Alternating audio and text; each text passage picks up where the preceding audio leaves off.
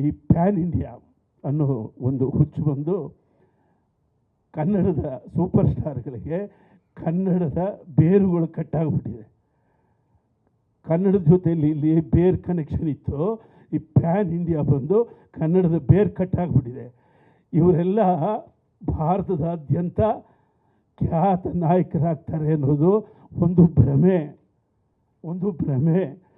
ದಕ್ಷಿಣದಿಂದ ಯಾವುದಾದ್ರೂ ಸುಂದರವಾದ ಹೀರೋಯಿನ್ ಇದ್ದರೆ ಹೋಗಿ ನಾರ್ತ್ ಇಂಡಿಯಾದಲ್ಲಿ ಒಂದು 20 ವರ್ಷ ಬದುಕ್ಬೋದಷ್ಟೇ ಹೊರತು ರಜನಿಕಾಂತ್ ಆಗಲಿ, ಕಮಲ್ ಹಾಸನ್ ಆಗಲಿ, ಮಮ್ಮೂಟಿ ಆಗಲಿ, ಮೋಹನ್ ಲಾಲ್ ಆಗಲಿ ಬಾಂಬೆಗೆ ಹೋದರೆ 2 ವರ್ಷ ಇರೋಕ್ಕಾಗಲ್ಲ, ವಾಪಸ್ ಬರ್ತಾರೆ. ಅದರಿಂದ ನಮ್ಮ ಹೀರೋಗಳು ಸದ್ಯದ ಶೋಕಿ, ಒಂದು ಹನಿಮೂನ್ ಥರ ಪ್ಯಾನ್ ಇಂಡಿಯಾಗೆ ಹಿಂಗೆಲ್ಲ ಸುತ್ತಾಕೊಂಬರಲಿ.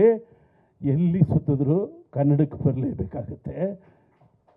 ಯಾಕೆಂದರೆ ಎಷ್ಟೋ ಪ್ರಾದೇಶಿಕ, ನಾನು ಜಾಸ್ತಿ ಮಾತಾಡ್ತಾ ಇದ್ದೀನ, ನೀವು ಮಾತಾಡೋದಕ್ಕೆ ಕರೆಸಿರೋದು ನಾವು. ಹೌದಾ? ನೀವು ನಿಮ್ಮ ಮಾತುಗಳನ್ನ ಕೇಳೋದಕ್ಕೆ ಕರೆಸಿರೋದು ನಾವು. ಪೇಮೆಂಟ್ ಇದೆಯಾ?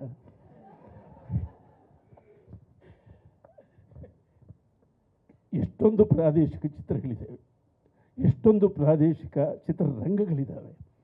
ಅದರಲ್ಲಿ ಕೇಳೋದಕ್ಕೆ ಬಹಳ ಅರ್ಥಗರ್ಭಿತವಾದ ಒಂದು ಶೀರ್ಷಿಕೆ ಯಾವುದು? Sandalwood. Can you compare this Sandalwood to Bollywood? Never.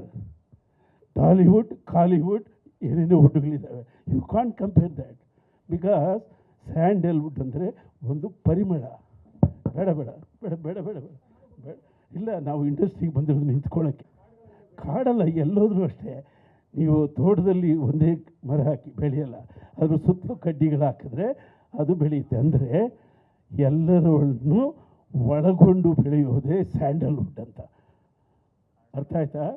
ನಾವು ಒಬ್ಬರೇ ಬೆಳೆಯೋದಲ್ಲ ಸ್ಯಾಂಡಲ್ವುಡ್, ಎಲ್ಲರನ್ನ ಒಳಗೊಂಡು ಬೆಳೆಯೋದು. ಇದಕ್ಕೊಂದು ಪರಂಪರೆ ಇದೆ. ಭಾಷೆಯಿಂದಲೇ ಕನ್ನಡ ಚಿತ್ರರಂಗವನ್ನು ಬೆಳೆಸಿದ ದೊಡ್ಡ ಪರಂಪರೆ ಇದೆ. ಆ ಪರಂಪರೆಯನ್ನು ಬಿಟ್ಟು ನೀವು ಪ್ಯಾನ್ ಇಂಡಿಯಾ ಅಂತ ಇವತ್ತು ಹೋದರೆ ಓಡ್ ಬಂದರೆ ಬೇಡ ಅಂತ ಹೇಳಲ್ಲ ನಾವು. ಸ್ವಲ್ಪ ವ್ಯಾಪಾರ ಅದು ಇದು ಜಾಸ್ತಿ ಆಗುತ್ತೆ, ದಾಡಿ ಗಿಡಿ ಜಾಸ್ತಿ ಬೆಳೆಯುತ್ತೆ ಅಷ್ಟೇ ಹೊರತು ಇನ್ನೇನು ಬೆಳೆಯೋದಿಲ್ಲ. ಬಾಡಿ ಬೆಳೆಯುತ್ತೆ, ದಾಡಿ ಬೆಳೆಯುತ್ತೆ.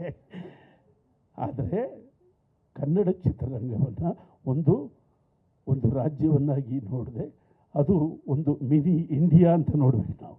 ಕರ್ನಾಟಕ ಅಂದರೆ ನಮ್ಮ ಭಾರತ ಅಂತ ನಾವು ತಿಳ್ಕೋಬೇಕು. ಈ ಕರ್ನಾಟಕದಲ್ಲಿ ಭಾರತದ ಎಲ್ಲ ಲಕ್ಷಣಗಳು ಇದೆ, ಎಲ್ಲ ಭಾಷಿಕರು ಇದ್ದಾರೆ, ಎಲ್ಲರನ್ನು ಒಳಗೊಂಡು ನಾವಿಲ್ಲಿ ಬದುಕ್ತಾ ಇದ್ದೀವಿ. ಗ್ಯಾರಂಟಿ ನ್ಯೂಸ್, ಸುದ್ದಿ ಖಚಿತ, ನ್ಯಾಯ ನಿಶ್ಚಿತ.